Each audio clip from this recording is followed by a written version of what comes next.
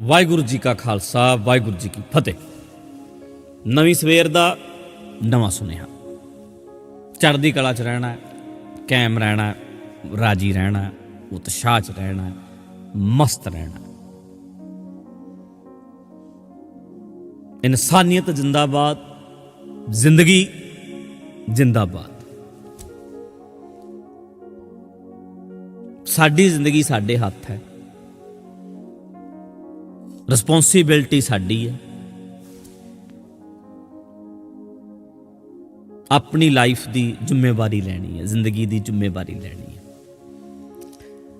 कर कर करना लिख ले जाओ, आपे बीज आपे ही खाओ। गुरु ग्रंथ साहब जो कर रहे हो लिख रहे हो, आपे बीजोगे आपे वड्डोगे। पातशाह इत्थे मनदे आ, तू अपनी किस्मत आप लिख रहा। नवीं सवेर दे नवें सुनेहे च ध्यान देना। तू लिख रहा,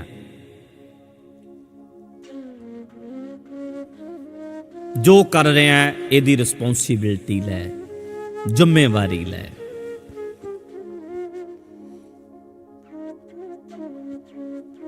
ब्लेम गेम खेडनी बंद करो।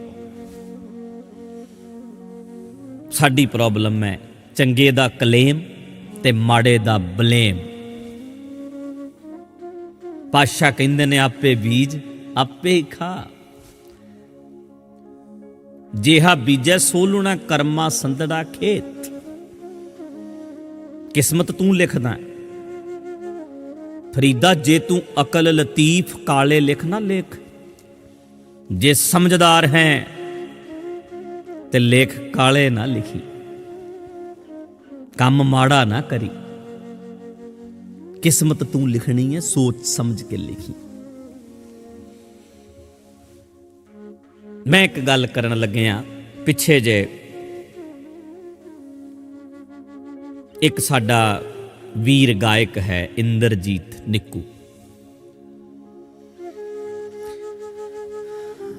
बड़ी वीडियो वायरल हुई। एक कोई संत ने उन्हां दे पास जाके वो फेस रीडिंग करने वाला एक बाबा है, उस तो भी वधिया फेस रीडिंग करने वाले समाज विच हैगे ने। वीडियोज़ हैगियां ने उन्हां दियां। तुहानूं इदां दूरों आउंदियां नूं वेख के तुहाडी चाल वेख के दस दिंदे ने की कहण आ रहे हो, गल की करोगे, सवाल की है तुहाडा। चेहरे पढ़ने आउंदे ने, एक्सप्रैशन पढ़ने आउंदे ने, हाव भाव उन्होंने पढ़ने आउंदे ने। बहुत इदां दे लोग हैगे ने, साइकी नूं समझदे ने, जिन्हां ने मनुखी सुभाਅ ते गहरा काम कीता हुंदा है। हाव भाव हर चीज़ नूं समझदे। पर वो आम लोग ने, वो जादूगर ने और कहंदे ने कि असीं जादूगर हाँ। साडे धर्मी बंदे ये प्रॉब्लम हुंदी है साडे बंदियां विच कि हुंदे ते एक तरह दे वो फेस रीड करने वाले ही ने, पर वो इहदे नाल धर्म नूं जोड़ के कहंदे ने कि मैं वेखो आ की कर दिता। हिपनोटाइज करने वाले बंदे हैगे ने समाज विच। वो कहंदे ने मैं हिपनोटाइज करने वाला हाँ, मेरी स्टडी ये उत्ते है। पर ये बंदे जो करते हैं ये कहते हैं साडे ते किरपा है।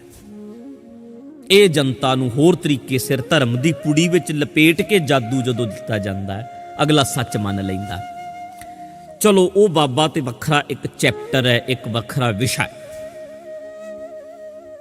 वो तो बड़े बड़े जादूगर, बड़े बड़े साइकाइट्रिस्ट जिहड़े हुंदे ने वो सामने लिया सकते हुंदे ने। एक बाबा सी, वो इदां करके सवेरे इदां मूर्तियां हत्थ दे विचों निक्के निक्के निक्के निक्के निक्के शिवलिंग बना दिंदा सी। ते एक बंदा आया, वो जिहड़ा वो भी इदां दा मतलब इहदे ते काम करदा सी। उहने न्यूज़ चैनल दे उत्ते उहने तां बनाए सी 10-15, इहने 100 कढते। इदां तरीका सी, बस एक ढंग सी, एक टकनीक सी। वो टकनीक वरतदे ने। ये वखरा एक चैप्टर है, इनू साइड ते रखो। गल करदे आ साडे उस वीर दी, इंद्रजीत निक्कू दी। मैं एक गल वेखी कि वो रो पैंदा है। ਇੱਕ ਗੱਲ ਦਾ ਧਿਆਨ ਜ਼ਰੂਰ ਰੱਖੋ, ਹਰ ਬੰਦੇ ਦੀ ਪਰਸਨਲ ਇੱਕ ਲਾਈਫ ਹੈ, ਹਰ ਬੰਦੇ ਦਾ ਆਪਣਾ ਇੱਕ ਲਾਈਫ ਸਟਾਈਲ ਹੈ। ਉਹ ਪੱਗ ਬੰਨ੍ਹਣਾ ਚਾਹੁੰਦਾ ਹੈ, ਉਹਦੀ ਮਰਜ਼ੀ ਹੈ। ਧੱਕੇ ਨਾਲ ਉਹਨੂੰ ਪੱਗ ਨਹੀਂ ਬਣਾਈ ਜਾ ਸਕਦੀ, ਧੱਕੇ ਨਾਲ ਉਹਨੂੰ ਟੋਪੀ ਵੀ ਨਹੀਂ ਪਵਾਈ ਜਾ ਸਕਦੀ। ਹਰ ਬੰਦੇ ਦੀ ਆਪਣੀ ਚੁਆਇਸ ਹੁੰਦੀ ਹੈ। ਪਰ ਇੰਦਰਜੀਤ ਪੱਗ ਬੜੀ ਸੋਹਣੀ ਬੰਨ੍ਹਦਾ, ਨਿੱਕੂ ਵਰਗੀ ਪੱਗ ਨਹੀਂ ਬੰਨ੍ਹਦਾ, ਅਜੇ ਤੱਕ ਵੀ ਨਹੀਂ ਕੋਈ। ਇੰਨੀ ਕਮਾਲ ਦੀ ਉਹਦੀ ਸਟਾਈਲ ਹੈ, ਤਿੱਖਾ ਨੱਕ ਹੈ, ਉਹਦੀ ਪੱਗ ਫੱਬਦੀ ਬਹੁਤ ਹੈ। ਉਹਦਾ ਉੱਥੇ ਜਾਣਾ, ਉੱਥੇ ਰੋਣਾ, ਕਰਜ਼ੇ ਦੀ ਗੱਲ ਕਰਨੀ, ਉਹ ਸਾਰਾ ਸਾਹਮਣੇ ਆਇਆ। ਤੇ ਪੰਜਾਬੀਆਂ ਨੇ ਖੁੱਲ੍ਹੇ ਦਿਲ ਨਾਲ ਇਹ ਗੱਲ ਕਹੀ ਕਿ ਅਸੀਂ ਤੇਰਾ ਰੋਣਾ ਨਹੀਂ ਚੱਲ ਸਕਦੇ, ਤੇਰੇ ਨਾਲ ਆ। ਚਲੋ ਕਿਤੇ ਨਾ ਕਿਤੇ ਇੱਕ ਤਰਸ ਦੀ ਭਾਵਨਾ ਜਾਗੀ। ਪਰ ਇੰਦਰਜੀਤ ਨਿੱਕੂ ਨੇ ਵੀ ਕਿਹਾ ਕਿ ਮੈਨੂੰ ਮਦਦ ਨਹੀਂ ਚਾਹੀਦੀ, ਮੈਨੂੰ ਕੰਮ ਦਿਓ, ਕੰਮ ਮੈਂ ਕਰਨਾ ਚਾਹੁੰਦਾ, ਮਤਲਬ ਮੈਂ ਗਾਵਾਂ, ਮੈਂ ਕੰਮ ਕਰਾਂ, ਮੈਨੂੰ ਪੈਸੇ ਆਉਣਗੇ ਤੇ ਮੈਂ ਕਰਜ਼ੇ ਲਾ ਦਿਆਂਗਾ। ਚਲੋ ਇਹ ਵੀ ਗੱਲ ਠੀਕ ਹੈ, ਸਾਨੂੰ ਤਰਸ ਨਹੀਂ ਚਾਹੀਦਾ, ਸਾਨੂੰ ਕੰਮ ਚਾਹੀਦਾ। ਇੱਥੇ ਤੱਕ ਚੈਪਟਰ ਠੀਕ ਹੈ। ਹੁਣ ਇਸ ਗੱਲ ਨੂੰ ਇੱਥੇ ਰੱਖਿਓ ਸਾਈਡ ਤੇ। ਮੈਂ ਇਹ ਗੱਲ ਅੱਜ ਨਹੀਂ, ਮੈਂ ਕਈ ਵਾਰੀ ਸੋਚੀ ਹੈ। ਗਾਉਣ ਵਾਲੇ ਕਈਆਂ ਦੇ ਕੋਲ ਇੰਟਰਵਿਊ ਲੈਣ ਵਾਸਤੇ ਸਾਡੇ ਪੱਤਰਕਾਰ ਜਾਂਦੇ ਨੇ, ਉਹਨਾਂ ਦੇ ਘਰ ਦੇ ਹਾਲਾਤ ਵਿਖਾਉਂਦੇ ਨੇ। ਵੇਖੋ ਜੀ, ਅੱਜ ਤੋਂ 30 ਸਾਲ ਪਹਿਲਾਂ ਇਸ ਬੰਦੇ ਦੀ ਤੂਤੀ ਬੋਲਦੀ ਸੀ, 40 ਸਾਲ ਪਹਿਲਾਂ ਕਹਿੰਦੇ ਨੇ ਇਸ ਬੰਦੇ ਦੀ ਤੂਤੀ ਬੋਲਦੀ ਸੀ। ਆਹ ਬੰਦਾ ਵੇਖੋ ਅੱਜ ਇਹ ਇਸ ਤਰ੍ਹਾਂ ਦੀ ਜ਼ਿੰਦਗੀ ਜਿਉਣ ਲਈ ਮਜਬੂਰ ਹੋ ਗਿਆ। ਮੈਂ ਕਈ ਵੀਡੀਓ ਦੇਖਣੀ ਆ, ਫਿਰ ਮੈਨੂੰ ਪਾਤਸ਼ਾਹ ਦਾ ਇੱਕ ਬਚਨ ਯਾਦ ਆਉਂਦਾ ਹੈ, ਕਰ ਕਰ ਕਰਨਾ ਲਿਖ ਲੈ ਜਾਓ, ਕਰੋਗੇ ਕਿਸਮਤ ਲਿਖੋਗੇ, ਆਪੇ ਬੀਜ ਆਪੇ ਹੀ ਖਾਓ। ਕੀ ਕਿਤੇ ਨਾ ਕਿਤੇ ਸਾਡਾ ਬੀਜਿਆ ਤੇ ਨਹੀਂ? ਇੰਦਰਜੀਤ ਨਿੱਕੂ ਵਰਗੇ ਵੀਰ ਦਾ ਹਮੇਸ਼ਾ ਹੱਸਦਾ ਚਿਹਰਾ ਤਾਂ ਹੈ, ਅੱਜ ਰੋਣ ਤੇ ਮਜਬੂਰ ਹੋਇਆ। ਤੇ ਕਿਉਂ ਹੋਇਆ? ਲੋਕਾਂ ਨੇ ਮਜਬੂਰ ਕਰ ਦਿੱਤਾ। ਇਹ ਵੇਖਣਾ, ਸਮਝਣਾ। ਗੁਰਬਾਣੀ ਮੁਤਾਬਕ ਜ਼ਿੰਮੇਵਾਰੀ ਸਾਨੂੰ ਸਾਡੀ ਜ਼ਿੰਦਗੀ ਦੀ ਖੁਦ ਲੈਣੀ ਪੈਣੀ ਹੈ। ਮੈਂ ਹੱਸ ਰਿਹਾ ਤੇ ਜ਼ਿੰਮੇਵਾਰ ਮੈਂ ਆ, ਮੈਂ ਰੋ ਰਿਹਾ ਤੇ ਜ਼ਿੰਮੇਵਾਰ ਮੈਂ ਆ। ਮੇਰੀ ਲਾਈਫ ਦੀ ਰਿਸਪੌਂਸਿਬਿਲਿਟੀ ਮੇਰੀ ਹੈ। ਮਹਾਰਾਜ ਕਹਿੰਦੇ ਨੇ ਲਓ, ਬਲੇਮ ਨਾ ਕਰੋ। ਪਰ ਹੁਣ ਸੋਚ ਲਿਓ, ਜਿੰਨਿਆਂ ਲੋਕਾਂ ਦੀ ਕਿਸੇ ਵੀ ਫੀਲਡ ਵਿੱਚ ਚੜ੍ਹਾਈ ਹੁੰਦੀ ਹੈ, ਪੀਕ ਤੇ ਹੁੰਦੇ ਨੇ, ਉਦੋਂ ਸੋਚਣਾ ਪੈਣਾ ਕਿ ਸਾਡਾ ਫਿਊਚਰ ਪਲਾਨ ਕਿਸ ਤਰ੍ਹਾਂ ਦਾ ਹੋਏਗਾ। ਮੈਂ 2 ਸਾਲ ਪਹਿਲੇ ਗਾਇਕ ਇਦਾਂ ਦੇ 10 ਸਾਲ ਚੱਲਦੇ ਸੀ, 12 ਸਾਲ, ਕਈ 30 ਸਾਲ ਵੀ ਚੱਲੇ। ਮੈਂ 10 ਸਾਲ ਇੰਡਸਟਰੀ ਵਿੱਚ ਰਵਾਂਗਾ। ਅੱਜ ਕੱਲ੍ਹ ਤੇ ਹਾਲਾਤ ਇਹ ਹੈ ਕਿ 2 ਸਾਲ 3 ਸਾਲ, ਕਈ ਵੱਡੀਆਂ ਵੱਡੀਆਂ ਐਕਟਰਸ ਨੇ 2 ਸਾਲ ਪੀਕ ਟਾਈਮ ਹੁੰਦਾ। 2 ਸਾਲ 3 ਸਾਲ ਕਿਸੇ ਚੰਗੇ ਹੀਰੋ ਦਾ, ਐਕਟਰ ਦਾ ਪੀਕ ਟਾਈਮ ਹੁੰਦਾ। ਫਿਰ ਹਨੇਰਿਆਂ ਵਿੱਚ ਗਵਾਚ ਜਾਂਦੇ ਨੇ, ਗੁੰਮਨਾਮ। ਸਤੀਸ਼ ਕੌਲ ਮੈਂ ਵੇਖਦਾ ਸੀ, ਕਈ ਵਾਰੀ ਮੈਨੂੰ ਫੋਨ ਆਉਂਦਾ ਹੁੰਦਾ ਸੀ। ਮੈਂ ਇਸ ਇੰਡਸਟਰੀ ਵਿੱਚ ਕੰਮ ਕੀਤਾ, ਉਹਨਾਂ ਨੇ ਕਹਿਣਾ ਮੈਨੂੰ, ਮੈਂ ਕੰਮ ਕੀਤਾ, ਮੈਂ ਰੁਲਦਾ ਫਿਰਦਾ, ਮੇਰੀ ਮਦਦ ਕਰੋ। ਸੋ ਮੈਂ ਇਹ ਕਹਿਣਾ ਚਾਹੁੰਦਾ ਆਪ ਸਾਰਿਆਂ ਨੂੰ ਕਿ ਜੇ ਤੁਸੀਂ ਕਿਸੇ ਵੀ ਥਾਂ ਤੇ ਗਏ ਔਰ ਮੌਕਾ ਮਿਲਦਾ ਤੁਹਾਨੂੰ ਉੱਪਰ ਜਾਣ ਦਾ, ਖਰਚਿਆਂ ਨੂੰ ਵੀ ਸਮਝਣਾ ਤੇ ਬੱਚਤ ਨੂੰ ਵੀ ਸਮਝਣਾ, ਸੇਵਿੰਗ ਨੂੰ ਵੀ ਸਮਝਣਾ। ਹਾਲਾਤ ਬਦਲਦਿਆਂ ਪਤਾ ਨਹੀਂ ਲੱਗਣਾ।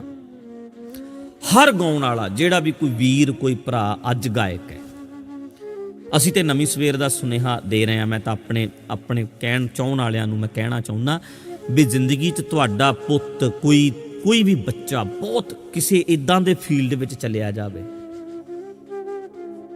ਇੱਥੇ ਤੇ ਫਿਰ ਇੱਕ ਦੂ ਇੱਕ ਚੜਨ ਦੀਆਂ, ਇੱਕ ਤੋਂ ਇੱਕ ਚੜ੍ਹਦੇ ਨੇ, ਦੁਨੀਆ ਵਿੱਚ ਇੱਕ ਤੋਂ ਇੱਕ ਚੜ੍ਹਦੇ ਹੁੰਦੇ ਨੇ, ਹਰ ਫੀਲਡ 'ਚ ਇੱਕ ਤੋਂ ਇੱਕ ਚੜ੍ਹਦਾ ਹੈ। ਅੱਗੇ ਤੋਂ ਅੱਗੇ ਪਤਾ ਨਹੀਂ ਕਿੰਨੇ ਆ ਜਾਣਾ। ਉਸ ਵੇਲੇ ਤੁਹਾਨੂੰ ਸੋਚਣਾ ਪੈਣਾ ਹੈ, ਜੇ ਅੱਜ ਮੈਂ ਜਵਾਨ ਆ ਤਾਂ ਮੈਂ ਬੁੱਢਾ ਹੋਣਾ ਹੈ। ਅੱਜ ਮੇਰੇ ਕੋਲ ਸਟੇਜ ਹੈ, ਕੱਲ ਮੇਰੇ ਕੋਲੇ ਨਹੀਂ ਵੀ ਹੋਏਗੀ। ਅੱਜ ਲੋਕ ਮੇਰੇ ਪੈਰਾਂ ਥੱਲੇ ਹੱਥ ਦਿੰਦੇ ਨੇ, ਇਹ ਜ਼ਰੂਰੀ ਨਹੀਂ ਸਦਾ ਰਹਿਣਗੇ। ਅੱਜ ਗਲਾਂ 'ਚ ਹਾਰ ਪਾਉਂਦੇ ਨੇ, ਅੱਜ ਮੈਂ ਸਟੇਜ ਤੇ ਖੜ ਕੇ ਗਾ ਰਿਹਾ, ਹੋ ਸਕਦਾ ਕੱਲ ਮੈਂ ਸਰੋਤਾ ਉਹ ਥੱਲੇ ਬੈਠ ਕੇ ਸੁਣ ਰਿਹਾ ਹੋਵਾਂ। ਹਾਲਾਤ ਬਦਲਦੇ ਆ, ਪਤਾ ਨਹੀਂ ਲੱਗਦਾ, ਤੇ ਤਿਆਰੀ ਖੁਦ ਨੂੰ ਕਰਨੀ ਪੈਂਦੀ ਹੈ। ਹਰ ਪੜ੍ਹਿਆ ਲਿਖਿਆ ਸੱਜਣ ਮਿਹਨਤ ਕਰ ਰਿਹਾ ਪਰ ਸੇਵਿੰਗ ਕਰ ਰਿਹਾ। ਬੁਢੇਪੇ 'ਚ ਕੀ ਬਣੇਗਾ, ਬਾਅਦ 'ਚ ਕੀ ਬਣੇਗਾ। ਬਹੁਤ ਪਿਆਰ ਸਤਿਕਾਰ ਲੋਕ ਦਿੰਦੇ ਨੇ, ਤੇ ਅਸੀਂ ਸਮਝਣਾ ਹੈ ਵੀ ਜੇ ਇੰਦਰਜੀਤ ਸਿੰਘ ਨਿੱਕੂ ਅੱਜ ਰੋਣ ਤੇ ਮਜਬੂਰ ਹੋਇਆ, ਕਿਉਂ ਹੋਇਆ? ਸਾਨੂੰ ਨਾ ਹੋਣਾ ਪਵੇ। ਆਪਣਾ ਬਿਜ਼ਨਸ ਸੈੱਟ ਕਰੋ, ਜਦੋਂ ਪੀਕ ਟਾਈਮ ਤੇ ਹੁੰਦੇ ਹੋ ਸੇਵਿੰਗ ਕਰੋ, ਇਨਵੈਸਟ ਕਰੋ, ਕਿ ਕਦੇ ਇਹ ਹਾਲਾਤ ਸਾਡੇ ਨਾਲ ਨਾ ਬਣਨ।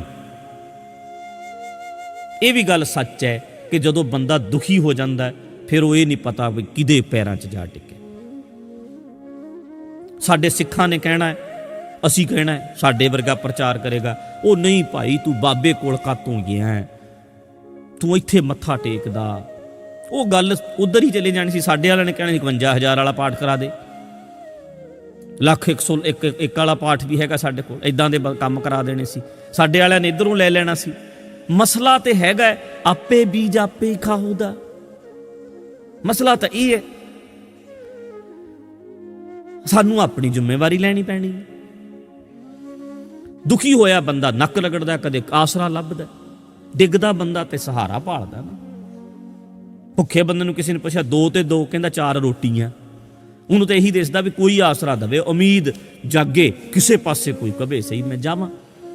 ਪਰ ਮੈਂ ਤੁਹਾਨੂੰ ਕਹਿਣਾ ਚਾਹੁੰਦਾ, ਇੱਦਾਂ ਦੇ ਹਾਲਾਤ ਕਦੇ ਨਾ ਬਣਨ। ਤੁਸੀਂ ਜਦੋਂ ਇੱਦਾਂ ਦੇ ਹਾਲਾਤਾਂ ਵਿੱਚ ਗੁਜ਼ਰੋਗੇ ਤੇ ਸਾਡੇ ਵਰਗੇ ਪੁਜਾਰੀਆਂ ਦਾ ਨਵਾਲਾ ਬਣ ਜਾਓਗੇ।